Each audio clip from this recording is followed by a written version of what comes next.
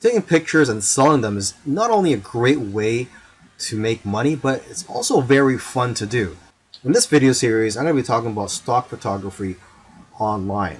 And so this is where you upload your photos to stock photography agencies and their websites, and then you would get paid a commission or royalty whenever somebody purchases your pictures from these websites. And stock photography is never going away and will always be in demand.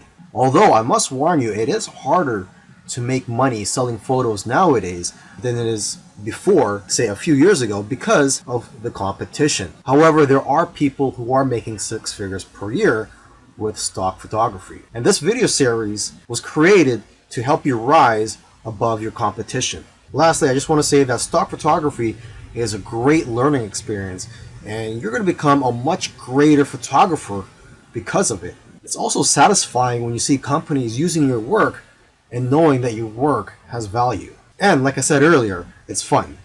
Now here are some quick photo tips for you. Only high quality photos are going to be accepted into stock photo sites. So if you want to have high quality photos, you need a high quality gear.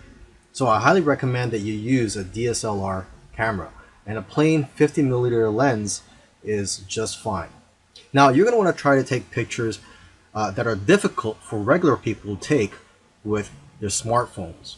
And if you are going to be using DSLR cameras, try modifying your shutter speed and try to play around with it. For example, you could try taking long exposure photos. Long exposure photos tend to sell more. When you're taking these pictures, make sure that there's a concept behind the photo.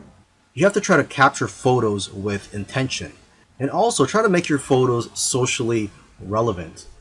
Another important key is to make sure that your picture elicits some type of emotion or has some type of purpose, such as showing that it's the fall season.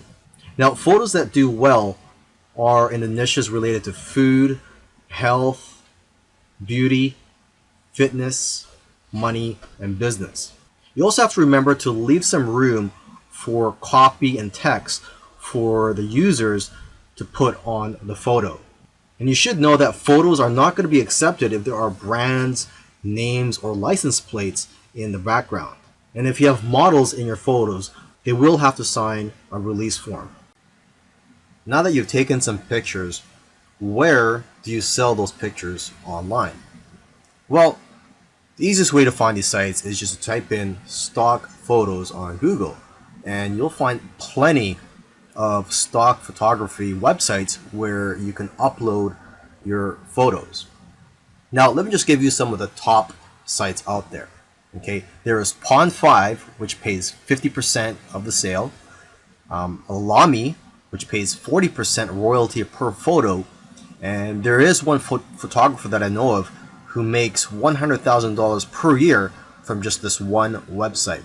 Okay, and there is IEM, which pays 50%. A lot of photographers are having success with this site. And there is Getty, which pays 20 to 30%, but they do sell photos for a much higher price, between $300 to $500. Okay, and 123RF, this stock photo site, the way they work is that the more photos you upload, the higher the royalty percentage that they'll pay you. And there's iStock, which pays 15 to 45% depending on the photo, but they'll pay you a higher rate if your photos are exclusive to their site.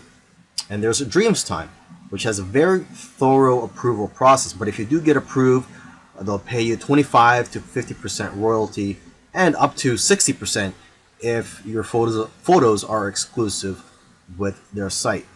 Plus, they'll even pay you an extra 20 cents per photo. And then one of the biggest stock photography websites out there is Shutterstock. They'll give you the most exposure because of their reach, huge customer base, and ability to advertise your photos. And there's Adobe, which will give you almost as much sales but higher sales amounts. And Adobe stock is integrated into the Adobe software. There's iStock Getty Images, which can also get you a lot of sales. Now, what I usually do advise to photographers is to stay away from some of the larger stock agencies, such as Shutterstock, iStock, etc. because they're publicly held companies, and they're more interested in making their shareholders happy and not the individual contributors. They just don't have the incentive to help contributors grow and make more money. However, if you are a beginner, you may want to try out these larger stock agencies just to test out the waters and to gain experience at first. And then you could try out the smaller agencies such as Dreamstime, Stockfresh, etc. The advantage of working with these smaller agencies is that there's less competition for you as a contributor. But then again, everybody is different, so you have to figure out what works for you. And interestingly, I know of somebody who makes more money uploading to free stock photo sites like Pixabay than other stock photo sites because people have the option to donate to you when they download your photos for free.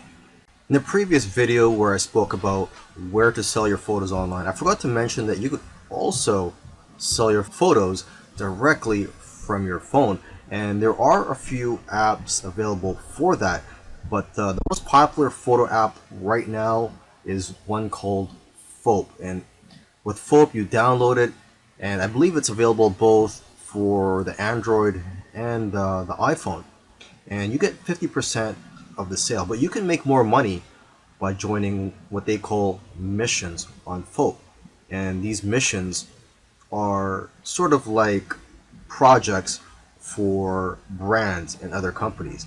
And each mission, if you are to win these missions, they pay a prize for the winning people, and it usually starts at around $50, and usually it can be a lot higher. Okay, now if you want to have success with this app, you want to analyze the photos which have already been sold. So take a look at the sold tab in the explore section of the app. I also recommend that you analyze the profiles of people who have won missions or sold a lot of photos, as they usually have a lot of good photos which can give you ideas. And lastly, you could create a profile on photos and follow people. So you can follow other photographers and they could follow you, and you guys can share tips with each other and be more successful in the long run. Earlier, I mentioned that you should try to avoid large stock photography websites such as Shutterstock. However, if you're new and you want to gain some experience, or for whatever reason, if you feel that large stock photography websites are for you, here are some keys to success. Obviously, these big sites have thousands of photos, and photos that have less saturation will sell the best. For example, pictures of cats, unless there's something unique about the picture, won't do as well as pictures of animals in the wild. Another example is pictures of iconic buildings such as the White House. These types of pictures won't do as well because there's already a lot of pictures of the White House out there. Now, however, if there's something unique such as an event or a protest happening around there, and you capture that on photo, then that picture will do a lot better. It's also important to use the right keywords. For example, if you're posting photos of flowers, you'll be more successful if you know the exact scientific name and the species of those flowers, and also the English name, where they're from, and other details. And from what I've seen, the best-selling images are the ones with themes such as Christmas, Halloween, Easter, etc. And new images usually sell better than old images, simply because old images tend to get buried in the search results. In the last video, I gave some tips on how to be successful if you were to upload to those larger stock photography websites. Now in this video, I want to give some tips on how to be successful just in general. So these tips will work whether you decide to go for the smaller stock photography websites or the larger stock photography websites. To start off with, you cannot be a generic photographer and make money with stock photography. To be successful, you have to niche down. You cannot be too broad. So you have to be very specific and also good at what you do. For example, portraits of people are always popular. So if you can focus on that, you'll probably do well. You should also stay in tune with what's going on in the world. People who are talking about the popular topics of today need images to support what they're saying. And if you are going to be uploading to multiple stock photography websites, you can use an app called MicroStalker for tracking your sales across multiple agencies. And lastly, if you're consistent, you'll increase your chances of being successful with stock photography. You'll do best if you upload a small amount of photos consistently.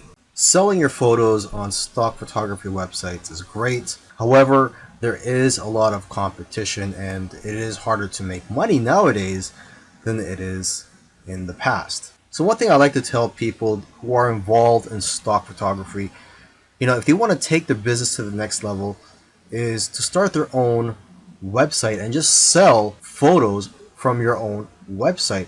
And what I like about being in control, having your own website and selling your photos from your own website, is that you can collect the emails of your customers and people who visit your website. And basically, whenever you have new photos, you can notify your list of subscribers. You could also offer deals from time to time. You see, when you have an email list, you could just email them whenever you're in need of some cash flow. Now, what I recommend you do is, if you are going to start your own website, is to make your website focused on one niche. I know of somebody who made $4,000 in 1 month from his own site. Now, aside from just collecting emails from your customers, you could also collect emails from people who just visit your website. And to entice them to opt in, you could run a contest where if they enter their information, such as their email and their name, they'll be entered to win a photo or a print. Another great thing about building a list of subscribers is that you can build a relationship with your audience and that you're going to get repeat sales in the future. You see, when people buy your photos from stock photography websites, you don't collect their information. So it's not like you could tap their shoulder in the future and say, hey, would you like any of my other photos or my newest photos? This way, with your own website, you could just notify them, like I said earlier, whenever you have new photos or if you have a discount that you're offering. You should also sell prints of your photos from your own website to increase your revenues. Now, if you're scared to start your own website, there are several tools out there that make it very